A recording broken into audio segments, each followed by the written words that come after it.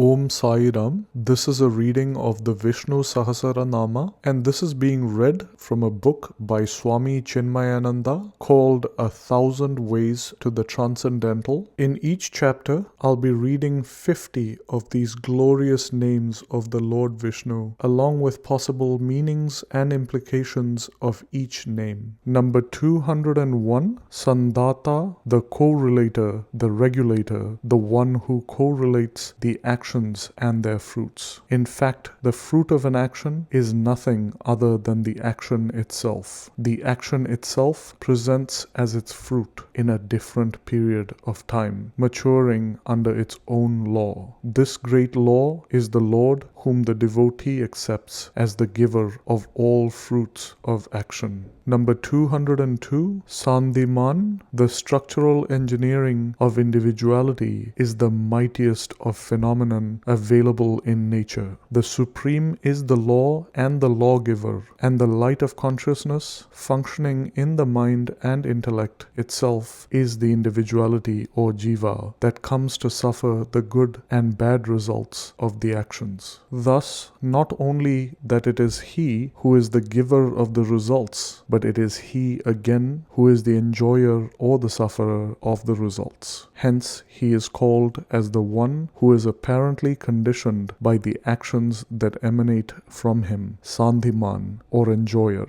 Number 203, Sthira, firm, consistent, one who is ever consistent in his nature and one who remains changeless at all times. Number 204, Aja, unborn. Aja is also a term denoting the creator, Brahmaji, he who in the form of Hiranyagarbha apparently creates the delusory world of plurality is Vishnu. Number 205, Durmarshana, one who cannot be attacked and vanquished. In the long run, everyone in his own maturity will have to come and accept and walk the path of Vishnu. He is the final goal. In the lesser levels of evolution, the animal man may deny himself the peace and joy of living the spiritual values, and deluded by the senses and enchanted by the flesh, he may live a life of sense joys and temporary fulfillments. But soon enough, irresistibly, he will be seeking the feet of Vishnu for real happiness and true achievement. Number 206, Shasta, one who rules over the universe. He is not only the administrator of the laws of the phenomenon, but he is also the Shasta. He is the one who, through Shastra, with a firm hand, instructs and guides us through the righteous path, drives us along steadily to progress in cultural beauty, and finally allows us to reach the great goal of all evolution, the seat of Vishnu. Number 207, Vishrutatma, the famous term Atma, famous in all the Vedas, is Vishnu. This term clearly shows that all the 1,000 terms used herein, though they can be considered for the Sagun worship of Vishnu, represent nothing other than the pure self, which is the famous theme of Hindu scriptures. Through hundreds of suggestive definitions, this great self has been successfully pointed out through the declarations of its transcendental nature and through statements of negation indicating what he is not. Number 208, Surariha, Sura, that is, God of the heaven, Adi, that is, enemies, Ha, the destroyer. The Supreme is the destroyer of the enemies of the gods. The sensuous claims of the flesh, the mild assertions of the ego, the nocturnal devils of desires and passions are the common enemies of the higher mind, aspiring to evolve. When invoked with true devotion, he who drives away and destroys the inimical negative tendencies and helps the devotee to master himself is Surariha, that is, Sri Narayana. Number 209, Guru, the teacher who initiates seekers into the secrets of the sacred scriptures, is called the Guru. Since the Lord, the Infinite alone, is the very author and knower of the Vedas, he is the teacher in all spiritual study. Atma being the light that illumines the knowledge in the teacher, his his very capacity to speak and the very ability in the student to hear, understand, and comprehend this great truth, he alone is the teacher wherever there is any transfer of knowledge. Number 210, Guru Atma, the greatest teacher, one who has inspired with knowledge and initiated the very creator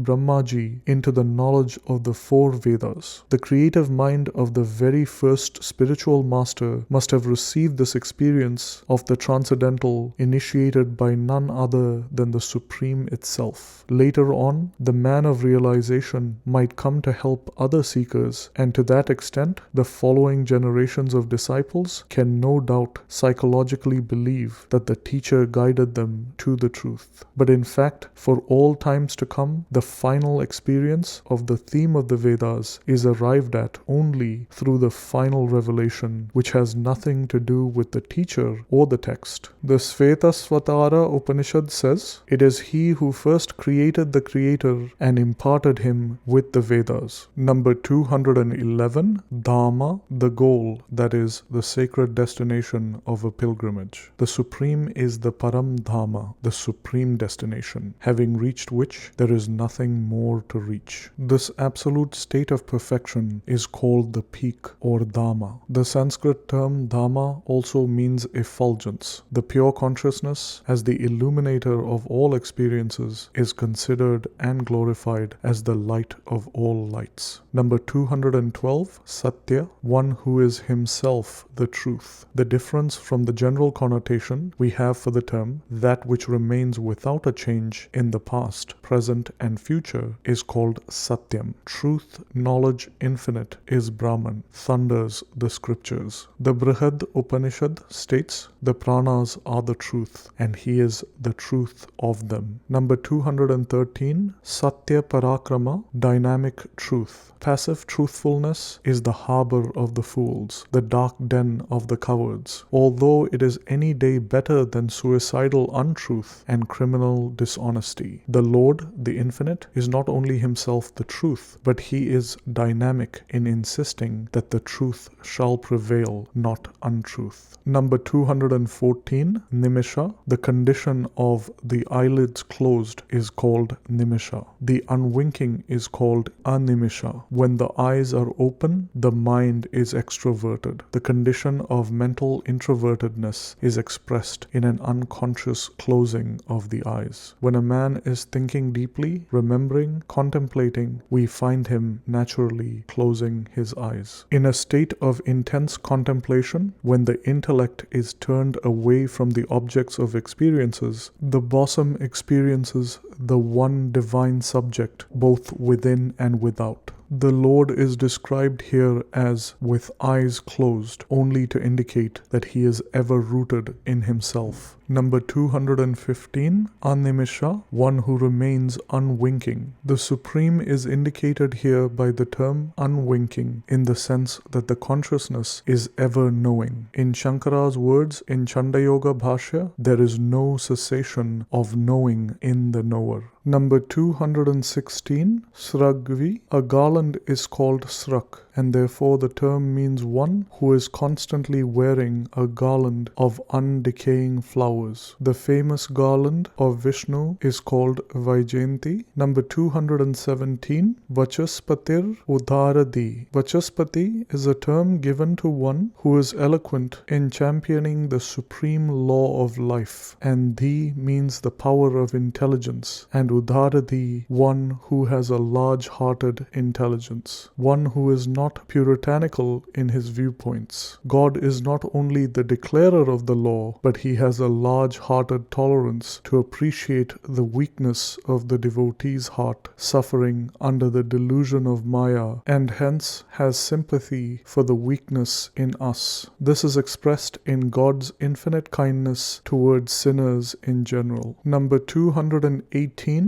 Agrani, one who guides us to the end, that is, the peak. also the one who leads the entire pilgrimage, that is, the guide. He moves ahead, and following his footsteps, keeping him in our gaze, faithfully following him, we shall reach the goal, and thus he is called as the leader, Vishnu. Number 219, Gramani, one who controls, guides, and leads the collection or the flock. In Sanskrit, Grama means a collection of many number of things. Number 220, Shriman. Shri means light, effulgence or glory. Consciousness has all these three, and therefore Shriman means the self, the Lord. Number 221, Nyaya. The word in its direct meaning is justice. In the spiritual world, it connotes logical arguments and lines of contemplation which help us in arriving at the absolute experience indicated in the Shruti. Number 222, Neta, the leader, one who protects, nurtures, nourishes, and guides all living creatures in the world. One who is the superintendent of the machinery of life. Number 223, Samirana, one who efficiently administers all movements of all living creatures. In the physical body, all physiological activities are controlled by the 5 pranas, and thus, in the form of pranas, he who governs all movements of all living creatures in the universe is Mahavishnu. Number 224, Sahasra Murdha, one who has an endless number of heads. All living creatures are his manifestations, and he himself is the one who has become the many. Therefore, all heads are his. Just as in the factory, the proprietor considers all the employees as his own hands. Here the term Sahasra means innumerable. Number 225, Vishvatma, the very soul of the universe, the very inner essence in all living creatures. Number 226,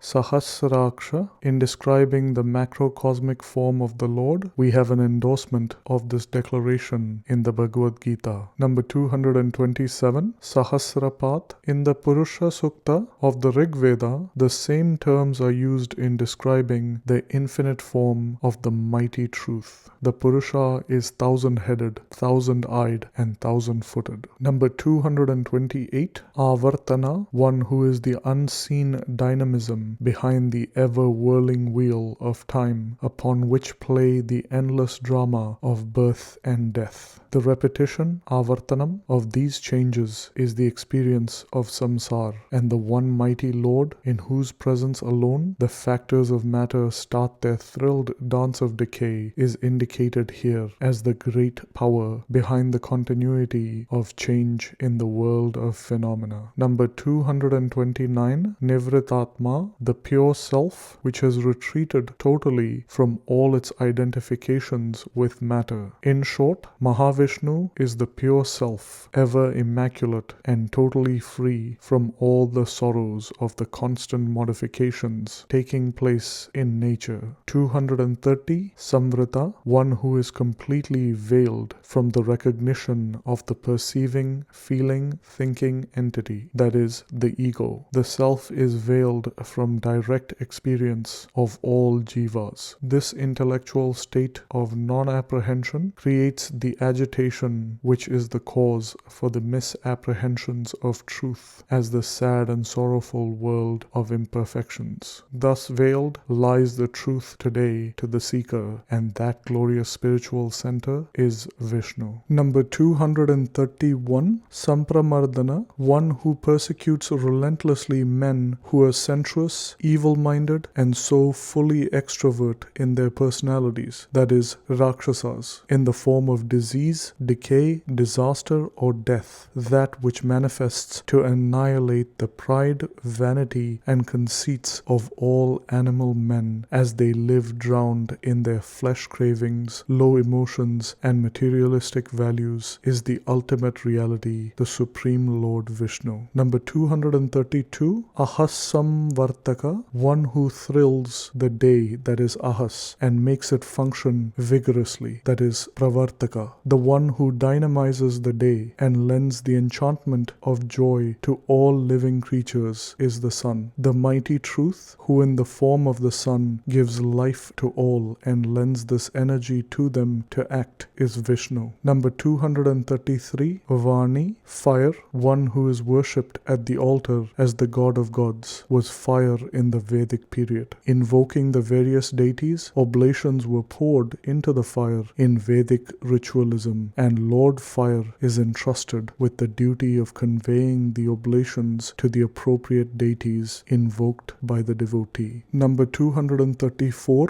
Anila. This term has 4 distinct meanings. All of them are appropriate here. The first one, air or Vayu. B, beginningless. That truth from which the concept of time itself was born must have been there before time manifested, and therefore in terms of our intellectual concept of time, we can only say that he is beginningless. Number 3, the eater of food or Atta. All experiences that satisfy the inner man is called the food. And since all experiences are lived only when illumined by the consciousness, the supreme, in terms of our experience, is called the eater. And number 4, the homeless, since he is all-pervading. He is the shelter of all, and he is not sheltered by anything. Number 235, Dharani Dara, one who supports the entire earth. The field of our experiences is the earth, and for all our earthly experiences, consciousness is at once the very substratum and the very illuminator. In the light of consciousness alone, the web of happenings around is held together to provide us with our experiences. Number 236, Suprasada, one who is full of the supreme grace and who, so little, so easily, becomes so entirely satisfied. Even to those who can remember him, even if it be in a spirit of constant and faithful antagonism, his grace is readily available. In the Bhagavata, we read Putana, who tried to poison him, Kamsa, who planned to murder him, or Shishupala, who falsely accused him. All of them were untimely rewarded by the Lord. In the Gita, he confesses, "With a little am I satisfied, if it is given with sincerity and with faithful consistency." Number 237, Prasannatma, the ever pure and ever blissful self. The Supreme is ever pure because it is untouched by the sorrows lived by matter when matter is ruled over by its gunas. In the Gita, we read that the cause for all sorrows of the individuality or jiva is the attachment to matter and its various imperfect conditions. Since he is untouched by them, he is ever pure, and since no identification of matter is in him, he is ever blissful. Number 238, Vishwadrik, as a mighty source of all existence in everything and every being, he is the supporter or Drik of the total world of all perceptions, all emotions, and all thoughts. Number 239, Vishwabhuk, the one who enjoys or swallows all experiences. The supreme consciousness, apparently conditioned by the mind and intellect, is the experiencer of joys and sorrows. The term also means the one who absorbs unto himself all names and forms. At the time of dissolution or pralaya, in the plane of God consciousness, all other experiences gathered in fields of waking, dream, and deep sleep are transcended, and therefore the state of perfection can be figuratively indicated as Vishwabhuk, the one who swallows all other experiences of plurality. Number 240, Vibhu, one who manifests himself in an endless variety of forms. Though the infinite is one, non-dual, and all-pervading, when viewed through the equipments of mind and intellect, it seems to have apparently become the pluralistic world. The Mundaka Upanishad says, "He is eternal and multiform." Based upon this idea, we have in the Puranas the description of the Lord's incarnations and his play in the world of many. Number 241, Satkarta, one who revels and adores those who are good and wise. His palace is ever lit up with his hospitality, and he himself presides over the loving reception of the righteous. Number 242, Satkrita, one who is adored by all good people. Not only is he adored and worshipped by great men of wisdom and devotion, but he is invoked and worshipped consciously by all living creatures. The Upanishad describes every experience of all living creatures as a yajna, in which stimuli received are the oblations poured, at which the inner consciousness flares up into brilliance. Number 243,